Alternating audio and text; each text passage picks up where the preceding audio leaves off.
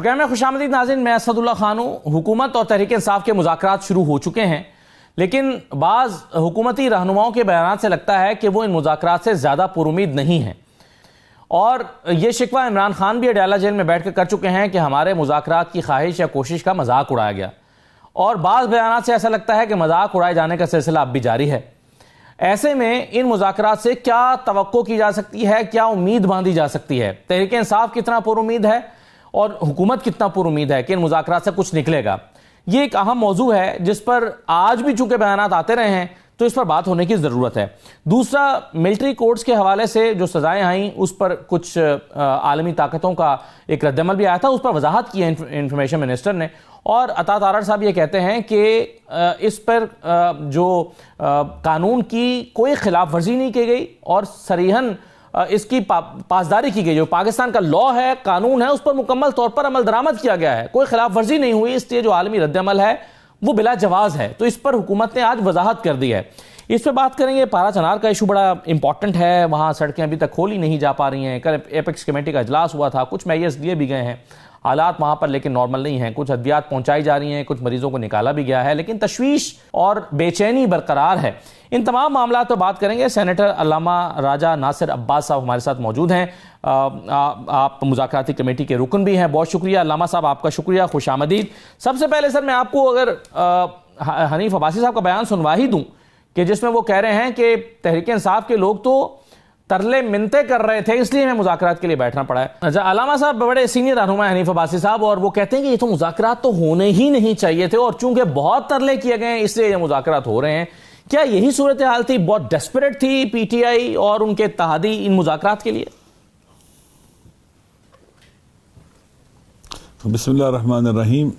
देखें, जब इंसान फैक्ट्स का इनकार करता है ना, तो फिर उसकी हर बात जो है, जो भी वो कहता है, लोगों की निगाहों में वो गिर जाता है।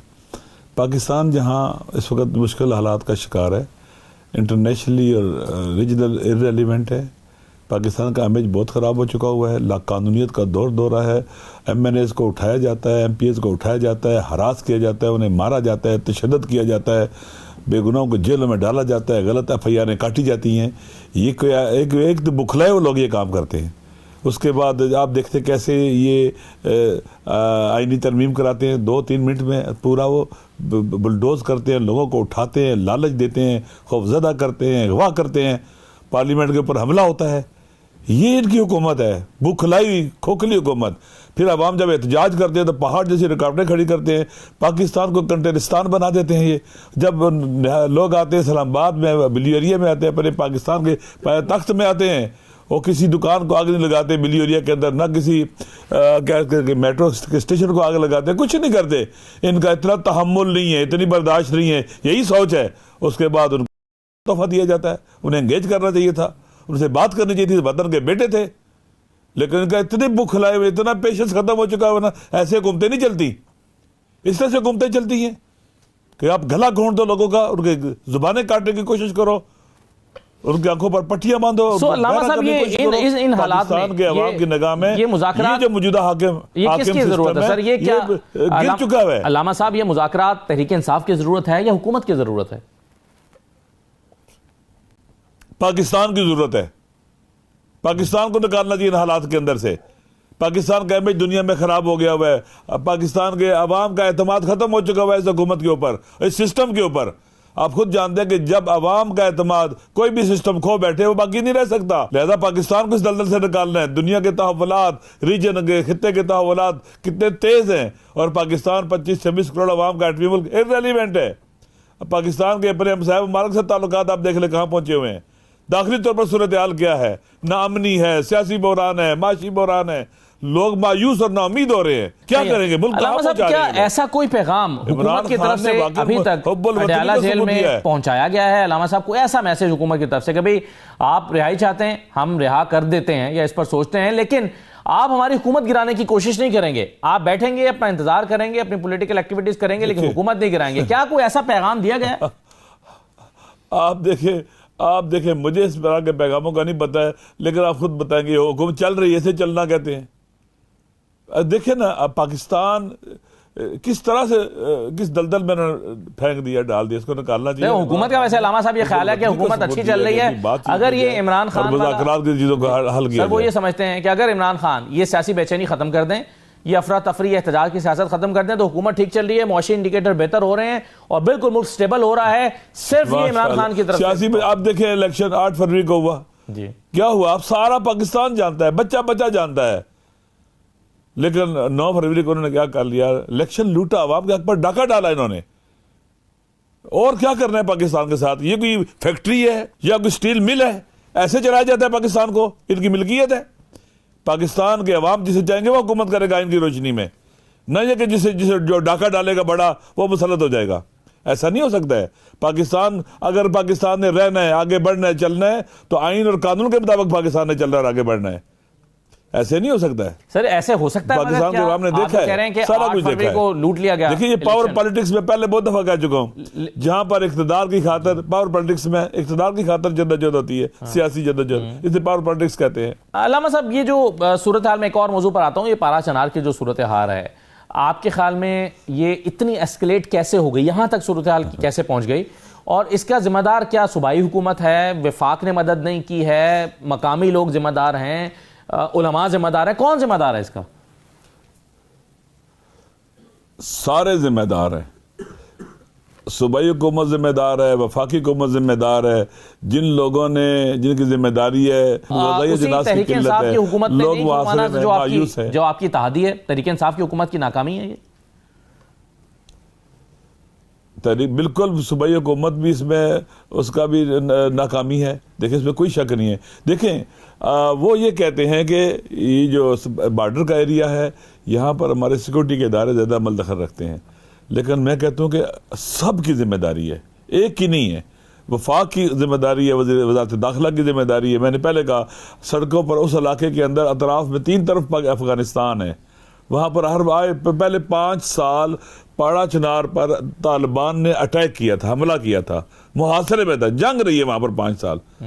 लोगों की मदद हमारे सिक्योरिटी के इदारों ने नहीं की, वहाँ पर लोगों ने खुद अपने आप को बचाया, उधर अपनी जान और माल नामुस की हिफाजत की। सिचुएशन तो खराब है, लेकिन क्या बाज़ मामलात को बढ़ा चढ़ाकर पेश भी किया गया? क्योंकि सूबाई हुकूमत के नुमाइंदे ये समझते हैं कि जो अमवात रिपोर्ट की जा रही हैं, ये रूटीन में भी अस्पतालों में इतने ही लोग मरते हैं या इतने बच्चों की अमवात होती हैं रूटीन में, बाद नमूनिया से फौत हो जाते हैं बाद।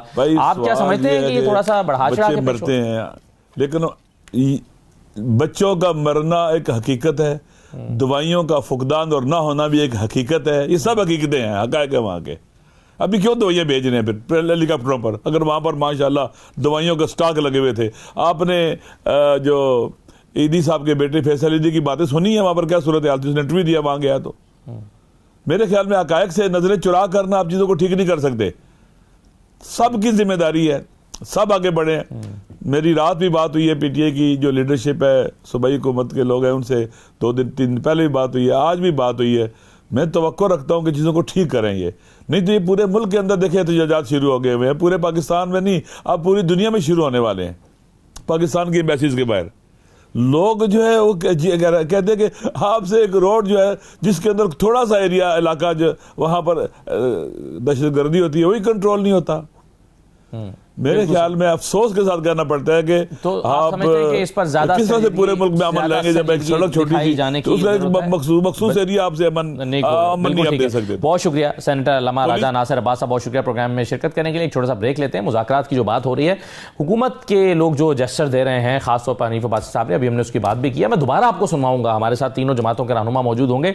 क्या हनीफ अब्बासी साहब के इस बयान को हुकूमत की हिमायत हासिल है, और क्या ये रिप्रेजेंट करता है उस संजीदगी को कि जिसके साथ ये मुज़ाकरात हो रहे हैं? इस पर हम दोबारा बात करेंगे, मजीद बात करेंगे। छोटा सा ब्रेक लेते हैं, ब्रेक के बाद वापस आएंगे।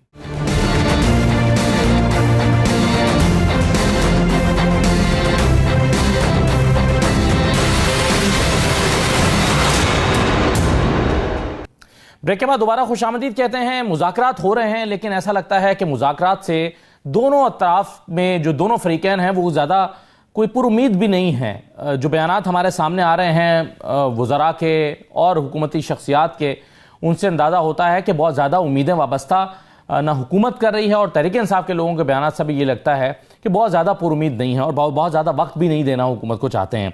मेरे साथ इस सारे मामले पर गुफ्तगू करने के लिए रज़ा हारून साहब मौजूद हैं, पीपल्स पार्टी के सीनियर रहनुमा। बहुत शुक्रिया रज़ा साहब, खुशामदीद। हमें राजा रियाज साहब ज्वाइन कर रहे हैं, साबिक अपोजिशन लीडर हैं, मुस्लिम लीग नून के रहनुमा हैं। राजा साहब बहुत शुक्रिया। शौकत यूसुफजई साहब हमारे साथ मौजूद हैं, तहरीक इंसाफ के रहनुमा हैं। हनीफ अब्बासी साहब ने मसलन एक बयान दिया है, वो कहते हैं कि जी मुज़ाकरात के लिए पीटीआई वाले बहुत तरले मिन्नतें कर रहे थे, इस वजह से मुज़ाकरात हो रहे हैं और ये मुज़ाकरात तो होने भी नहीं चाहिए थे। वो मानते हैं कि ये होने ही नहीं चाहिए मुज़ाकरात। राजा रियाज साहब, ये मुज़ाकरात होने ही नहीं चाहिए और वो कह रहे हैं कि ये चूंकि पीटीआई वाले बहुत तरले कर रहे थे इसलिए हो रहे हैं, असल में ये होने नहीं चाहिए। आप भी इत्तफाक करते हैं इससे? जी नहीं, मैं नहीं इत्तफाक करता। मुज़ाकरात हुकूमत का फ़र्ज़ है, मैं फ़र्ज़ समझता हूँ कि हुकूमत जो भी पार्टी मुज़ाकरात करना चाहे, हुकूमत का फ़र्ज़ है कि वो उसे स्पेस दे, उनके साथ बैठे, उनकी बात सुने। अगर वो हठ दर्मी करें, अगर वो नजायज़ मुतालबे करें तो वो एक अलग बात है, वो कौम के सामने आने चाहिए। लेकिन कोई भी हुकूमत हो, किसी भी जमहूरी हुकूमत का फ़र्ज़ है कि जो उसकी अपोजिशन है उसकी बात सुने, उनके साथ बैठे और अगर उनके मुतालबात जायज़ हैं तो उन पर पूरा गौर करे। अगर उनके कोई ऐसे मुतालबात हैं जो मुल्क के ख़िलाफ़ हैं या मुल्क के इदारों के ख़िलाफ़ जो हरकतें की गई हैं उसके बारे में अगर वो रिलीफ लेना चाहें तो वो एक अलहदा इशू है, वो अलहदा बात है। लेकिन मुज़ाकरात का मैं हामी हूँ, जमहूरियत में फ़र्ज़ है और वो फ़र्ज़ हुकूमत ने अदा किया है। राजा साहब, ये मुज़ाकरात जो हैं ये किसकी ज़रूरत है? ये आपके ख्याल में ये पीटीआई की ज़रूरत है मुज़ाकरात या नून लीग की ज़रूरत है या दोनों की ज़रूरत है? ये मुज़ाकरात हुकूमत की ज़रूरत है, मुल्क में सियासी इस्तेकाम के लिए, मुल्क में माशी इस्तेकाम के लिए, और मुल्क जो सबसे बड़ा क्राइसिस है कि गरीब आदमी को रिलीफ नहीं मिल रहा, महंगाई से काफ़ी हद तक मिला है लेकिन जितना रिलीफ मिलना चाहिए अभी नहीं मिला। अगर सियासी इस्तेकाम होगा, माशी इस्तेकाम की तरफ मुल्क बढ़ेगा तो मैं समझता हूँ इससे गरीब आदमी को फ़ायदा होगा, गरीब आदमी को रिलीफ मिलेगा और हुकूमत का फ़र्ज़ है कि वो गरीब आदमी को रिलीफ दे। और ये भी हुकूमत का फ़र्ज़ है कि वो अपोजिशन की बात सुने, मुज़ाकरात करे और उनके जो जायज़ मुतालबात हैं जो उन पर गौर होना चाहिए, उन पर कोशिश होनी चाहिए कि उन पर अमल हो ताकि मुल्क में इस्तेकाम आए, सियासी भी और माशी भी, और मुल्क तरक्की करे। जब मुल्क तरक्की करेगा तो आम पाकिस्तानी को उसका फ़ायदा पहुंचेगा। बिल्कुल सही है। रज़ा हारून साहब, पीपल्स पार्टी भी मुज़ाकरात का हिस्सा है। आप क्या हनीफ अब्बासी साहब की बात से इत्तफाक कर सकते हैं? वो कहते हैं कि जी ये तो चूंकि पीटीआई बहुत तरले मिन्नतों पर उतराई थी इसलिए कर रहे हैं, असल ये होने नहीं चाहिए। ये मुज़ाकरात किसकी ज़रूरत है सर? सॉरी जी, मैं समझता हूँ कि हनीफ अब्बासी साहब का ये गैर जिम्मेदाराना बयान है और ये उनकी पार्टी का मौक़िफ़ तो कम से कम नहीं है। मुज़ाकरात शुरू हो चुके हैं, लिहाजा अब ये जो बयानात हैं उन तमाम लोगों को चाहिए कि स्पीकर साहब की जो आखिरी ब्रीफिंग थी उसको गौर से सुने कि अब इस तरह के बयानात जो मुज़ाकरात को सबताज करें और किसी भी एक पार्टी की तरफ से अगर ये हॉक्स इस तरह के बयान देंगे तो जाहिर है कि मुज़ाकरात में जो संजीदगी है वो मुतासिर होगी। तो नहीं, बिल्कुल नहीं, मुज़ाकरात अच्छी चीज़ है। जैसे राजा रियाज भाई ने फरमाया कि ये मुल्क की ज़रूरत है, ना पीटीआई की ज़रूरत है, ना हुकूमत की ज़रूरत है, मुल्क की ज़रूरत है।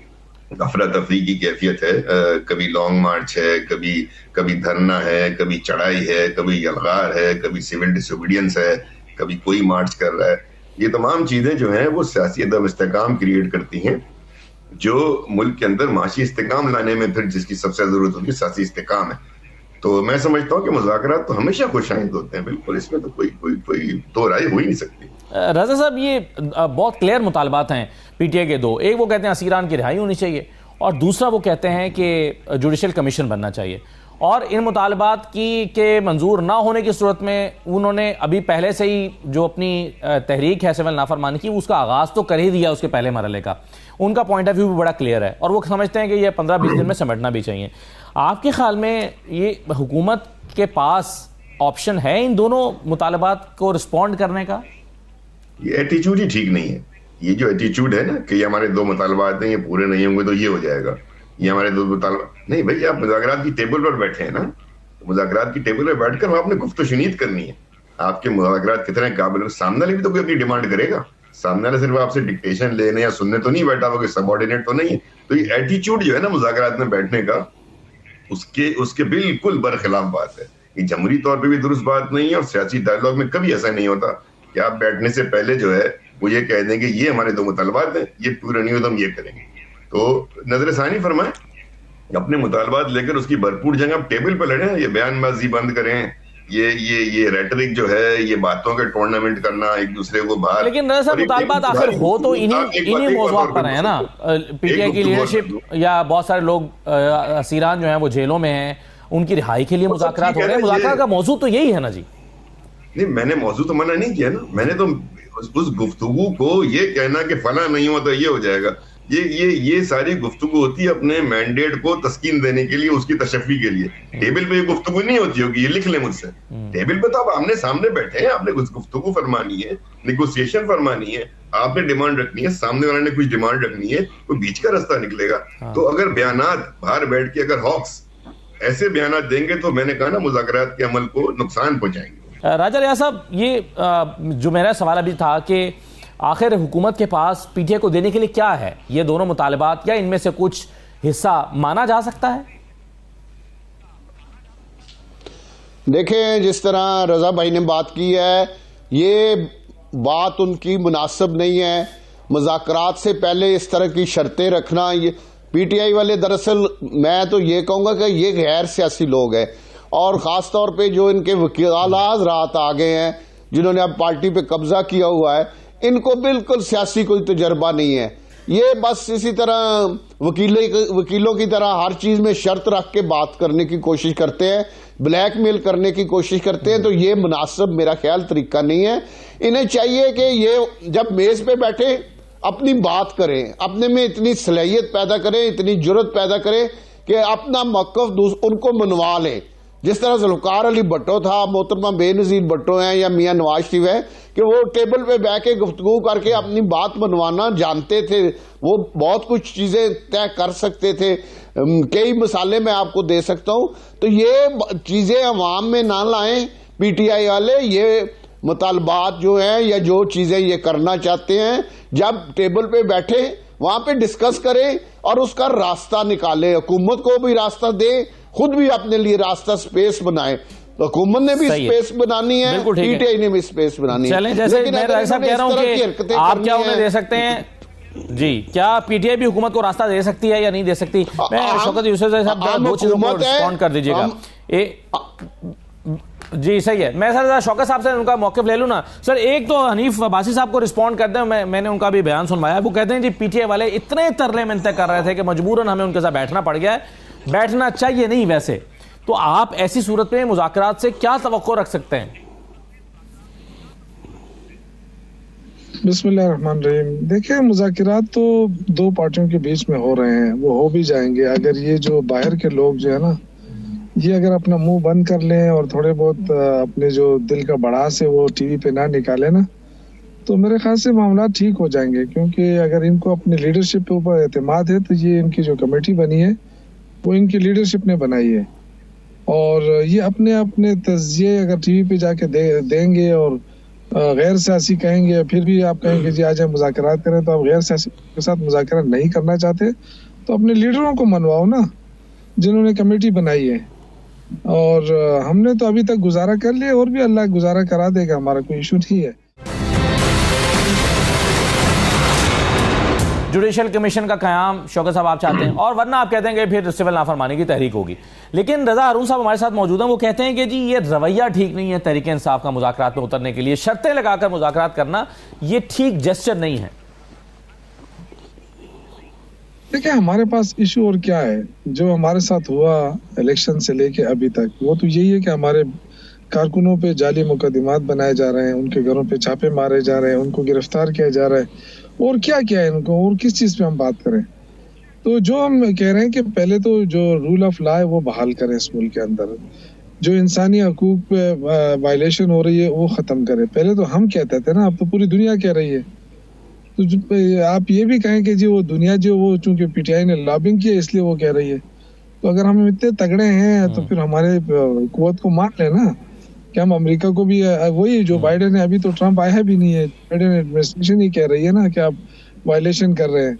इसी तरह यूके ने, यूरोपीय यूनियन ने, तो ये सारी चीजें मिला के सारी दुनिया को, अब ये तो ना समझे ना शतरमुख की तरह के जी आप वो छुपा लेंगे आंखें कि दुनिया नहीं देख रही।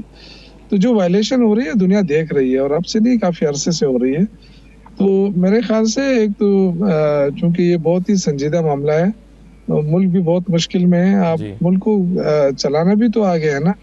तो जो हालात इस वक्त बन रहे हैं, आप देखें IMF का प्रेशर अलग आएगा, जो बाहर की दुनिया है उसका प्रेशर अलग आएगा। आप अगर ये कहते हैं कि जी हमने ज्यादातर तो जो भी आता है वो यही कहता है कि जी हमारे ताल्लुकात तो PTI ने खराब कर दिए थे, हमने आके ठीक कर लिए। तो अगर आपके यही ताल्लुकात आपसे नाराज, यूके आपसे नाराज, यूरोपीय यूनियन आपसे नाराज, तो चीन तो हमारा वैसे ही दोस्त, उस पे तो आपको मेहनत करने की जरूरत नहीं है ना, उसमें कोई वो है, वो तो जो भी पार्टी होगी अल्हम्दुलिल्लाह चीन के साथ। ये आप जो लॉबिंग की बात कर रहे हैं ना, ये इंफॉर्मेशन मिनिस्टर जो है अता तारड़ साहब, उन्होंने इस पे बात की है, उन्होंने बयान दिया है। वो कहते हैं कि जी ये एक तो ये कि जो मुल्ज़मान को मिलिट्री कोर्ट से सजाएं सुनाई गई हैं ये ऐन कानून के मुताबिक है, इस पर दुनिया को कोई तकलीफ नहीं होनी चाहिए। और दूसरी बात यह है कि ये PTI ने लॉबिंग करके बयानात दिलवाए हैं।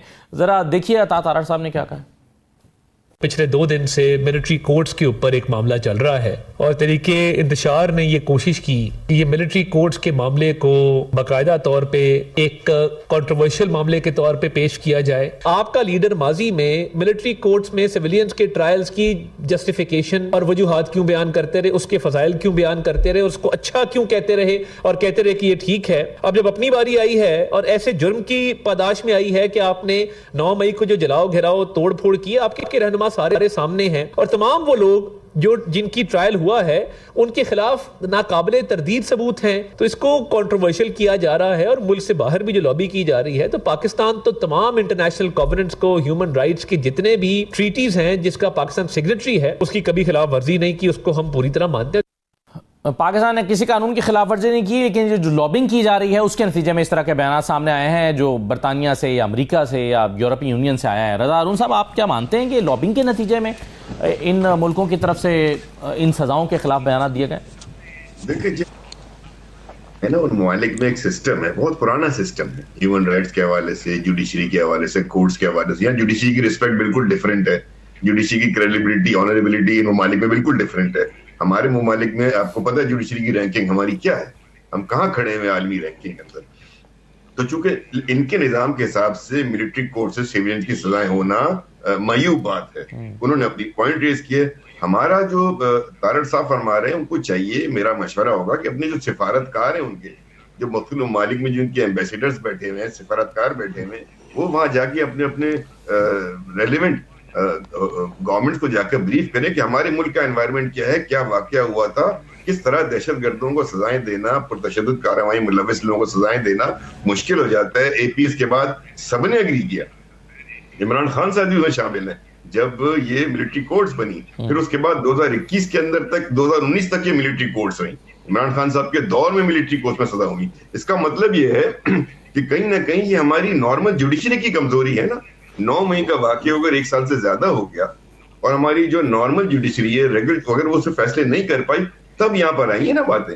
कहीं दुनिया में मिलिट्री कोर्ट से सजाओं को अच्छा नहीं समझा जाता, लेकिन हमारा एनवायरनमेंट, हमारी जुडिशरी की रैंकिंग, हमारे इंसाफ का निजाम, ये बड़ा सवालिया निशान है। तो ये बड़ा सवाल है, बड़ा क्वेश्चन है, ये इतना कोई आसान नहीं है।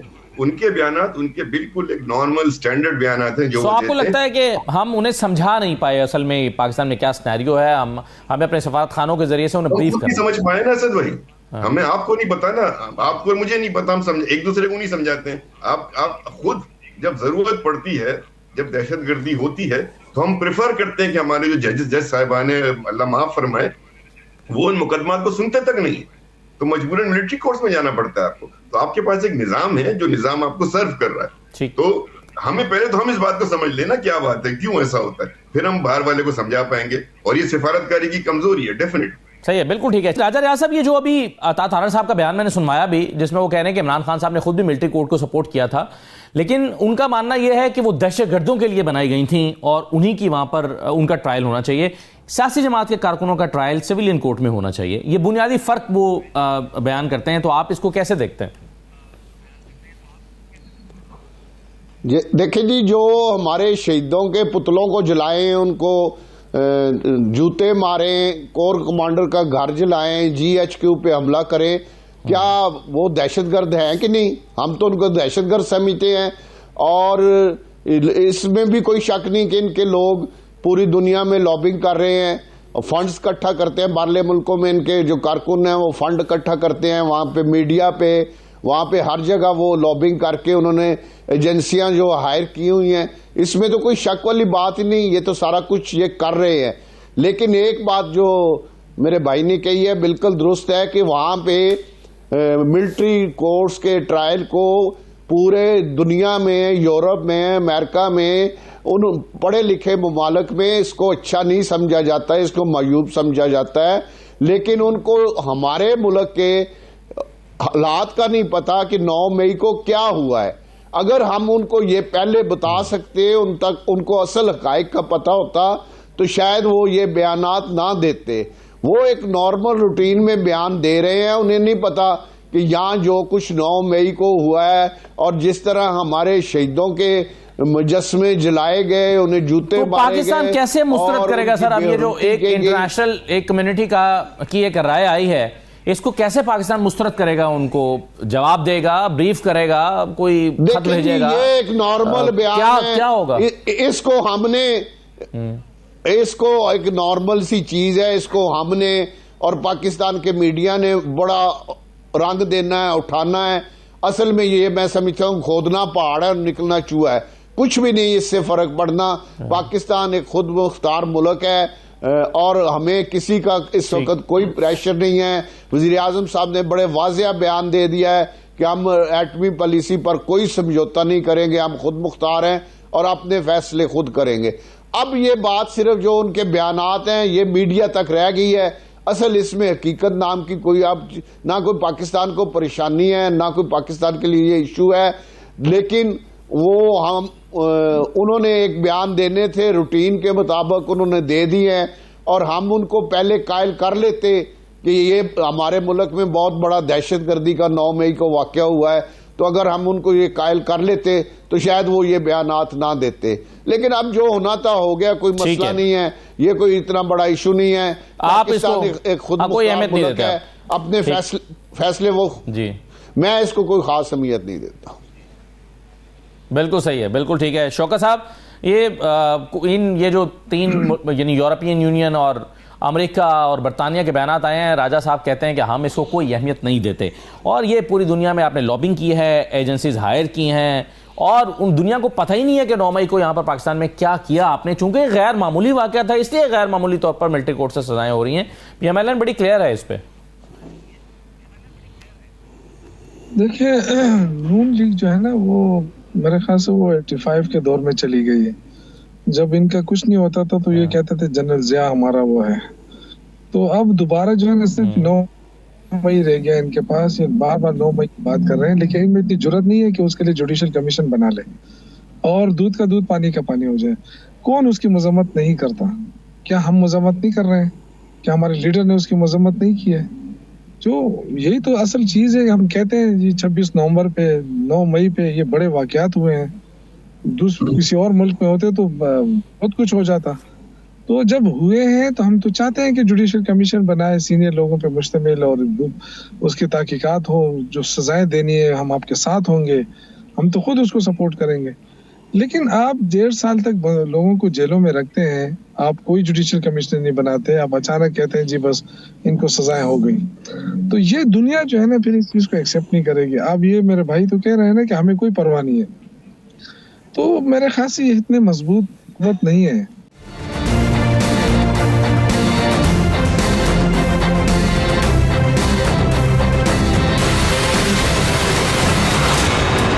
इतनी अवामी अक्सरियत भी नहीं है इनके पास कि ये इस तरह कह रहे हैं कि जी ये गैर जिम्मेदार बयान होता है। और आप देखें कि जो तारड़ साहब का जिक्र किया, वो हमें कहते हैं कि ये गैर सियासी लोग हैं, लेकिन अब आप जब उनके बयान देखेंगे तो आपको वो गैर सियासी लगेंगे।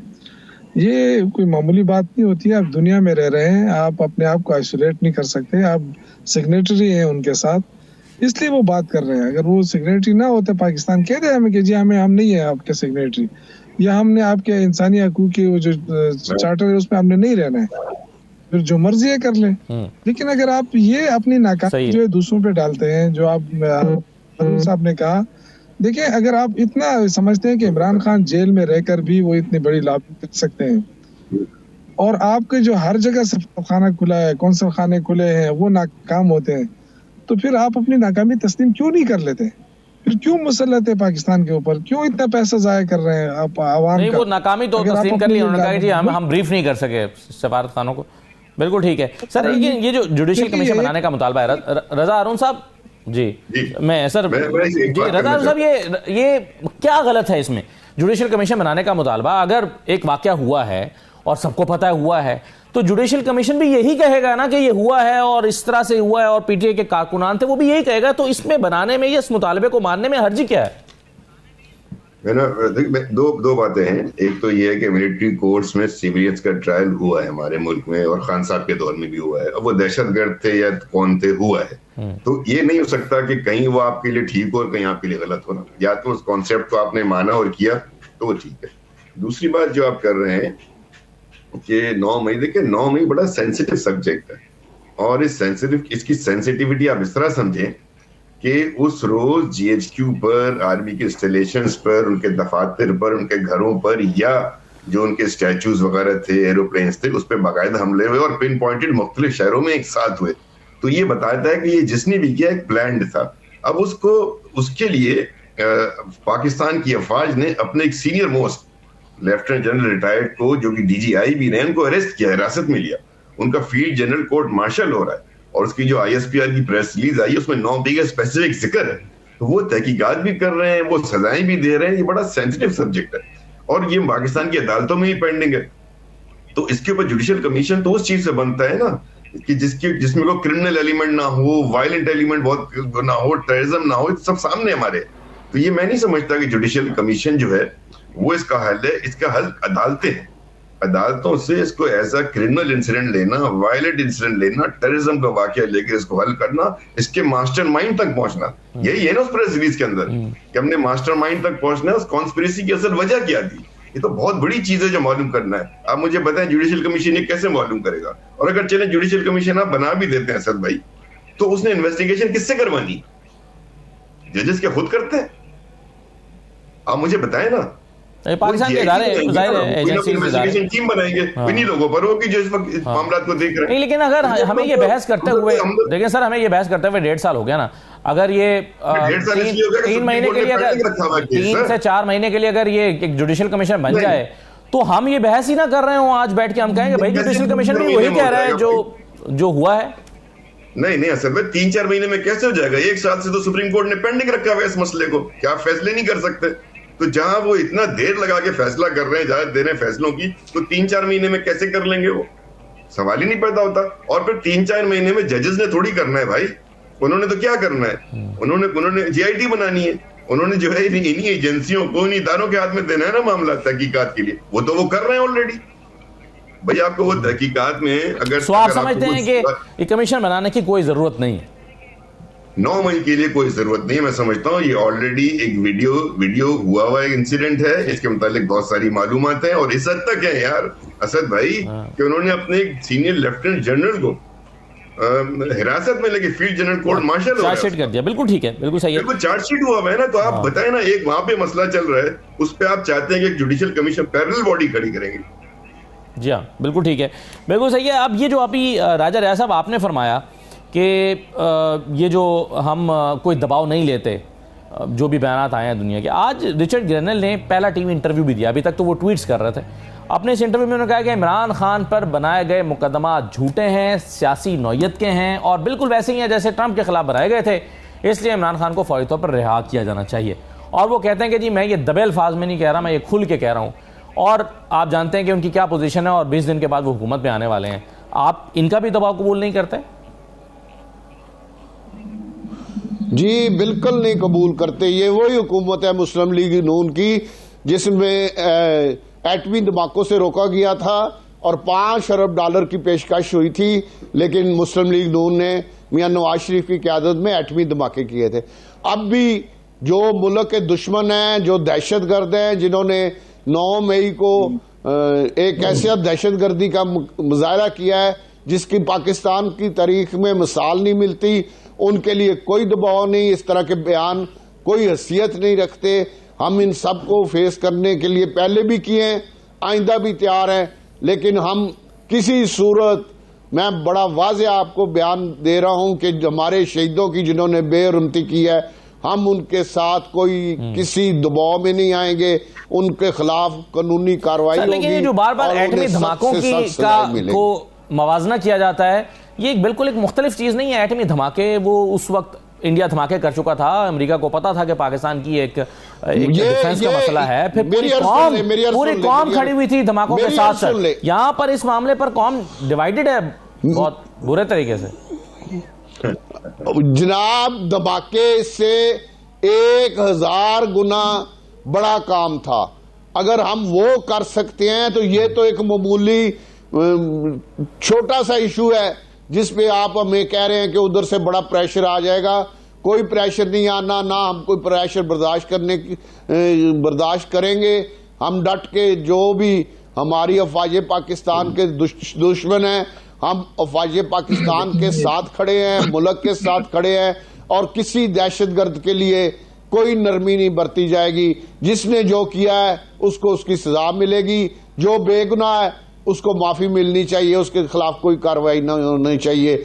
ये मेरा अब जाती मौक़िफ़ है और ये मुस्लिम लीग नून का मौक़िफ़ है।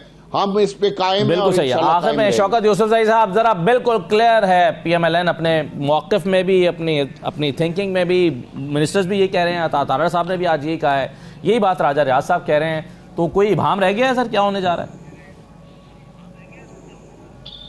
देखिए, PMLN का जो मौक़िफ़ है ना, वो सिर्फ वो कमेटी दे सकती है जो मुज़ाकरात कर रही है। जो मुज़ाकरात से बाहर लोग बैठे हैं ना, ये हवा में तीर चला रहे हैं। और ये देखें ना, सिर्फ यहाँ पे टीवी पे बैठ के कि जी हम तो कोई प्रेशर बर्दाश्त नहीं कर रहे हैं, लेकिन राजा रियाज साहब ये बताया ना कि जब धमाके हो रहे थे तो उस वक्त राजा रियाज साहब ने क्या स्टेटमेंट दिया था, जरा याद करा लें अपना। उस वक्त वो पीपल्स पार्टी में थे, तो क्या उस वक्त आपका यही स्टैंड था जो आज है, आप जो कि हाँ जी उन्होंने ये स्टैंड लिया था? उस वक्त आपका मौक़िफ़ कुछ और था पीपल्स पार्टी का, जिस वक्त नवाज शरीफ के दौर में धमाके हुए थे। तो देखिए, प्रेशर होता है, लेकिन वो अलग, नवाज शरीफ के दौर में पूरी कौम, जी बिल्कुल मैं कह रहा हूँ। और लेकिन आप उस वक्त PMLN में नहीं थे, वो कह रहे हैं। ये कौम का प्रेशर था, ये नवाज शरीफ ने नहीं कहते, ये कौम का प्रेशर था, और कौम के प्रेशर में आपने ये करना था, आपके पास दूसरी चॉइस नहीं थी। ये इस वक्त कौम आपके खिलाफ खड़ी है। ये 9 मई की जो बात हो रही है, देखिए आप तो ऐसा जाहिर कर रहे हैं जैसे तहरीक इंसाफ कोई मुहब्बे वतन जमात नहीं है या ये फौज के खिलाफ है। ये तो देखिए PMLN का बयानिया यही रहा है शुरू से कि PTI जो ये फौज मुखालिफ है, और इनकी पूरी कोशिश रही कि फौज के साथ इनको लड़ाया जाए। लेकिन देखें, ऐसा नहीं होता है, फौज हमारी भी फौज है। आप जिस तरह दावा करते हैं, इससे बड़ा दावा हम करते हैं। हमारी फौज है, हम उनकी जो कुर्बानियां हैं दहशतगर्दी के खिलाफ जंग, हम उनको ऑन करते हैं, वो हम उनको खिराज तहसीन पेश करते हैं। लेकिन ये जो बात है ना, देखिए ये एक ऐसा है कि इस पे पूरा बयानिया नून लीग ने खड़ा करके 3 साल हुकूमत कर ली, लेकिन आवाम को क्या रिलीफ दिया? कोई रिलीफ मिला है आवाम को? ये जो आए थे कि जी हमने मईशत को ठीक करना है, कितना मईशत को ठीक किया, और अब आके ऐसे कारनामे अंजाम दे रहे हैं कि चले मईशत एक सर अलग मौजू है जिस पर PMLN बड़ा दावा करती है कि मईशत को ठीक कर लिया गया है और इंडिकेटर्स बेहतर आ रहे हैं। वक्त खत्म हो गया मेरे पास। बहुत शुक्रिया शौकत यूसुफज़ई साहब, राजा रियाज साहब, रजा हारून साहब, बहुत शुक्रिया प्रोग्राम में शिरकत करने के लिए। इजाज़त दीजिए, अल्लाह हाफ़िज़।